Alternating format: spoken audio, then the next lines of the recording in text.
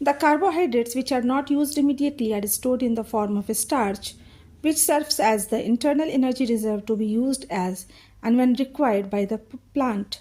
A somewhat similar situation is seen in us, where some of the energy derived from the food we eat is stored in our body in the form of glycogen. So extra energy in plants is stored in the form of starch, and in animals it is stored in the form of glycogen.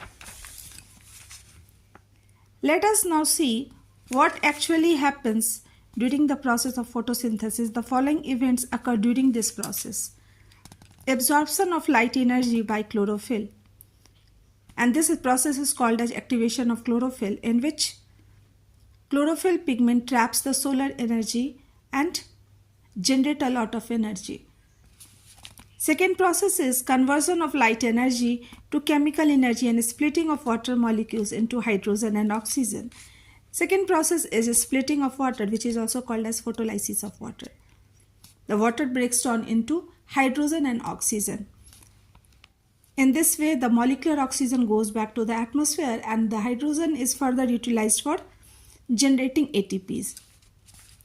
Here we can say that light energy converts into chemical energy because it generates a lot of ATPs, and we can say that the energy form has been changed.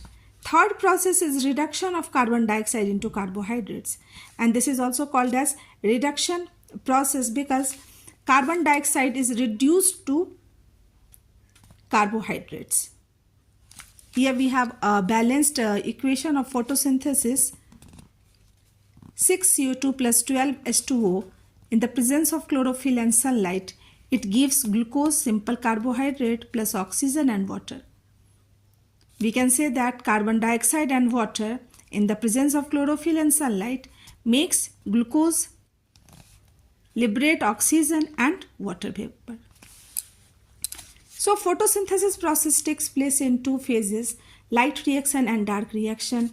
Chlorophyll activation and splitting of water takes place in the presence of light, and that's why they are called as light reaction, whereas reduction of carbon dioxide takes place in the dark phase in the absence of light, and so it is called as dark reaction.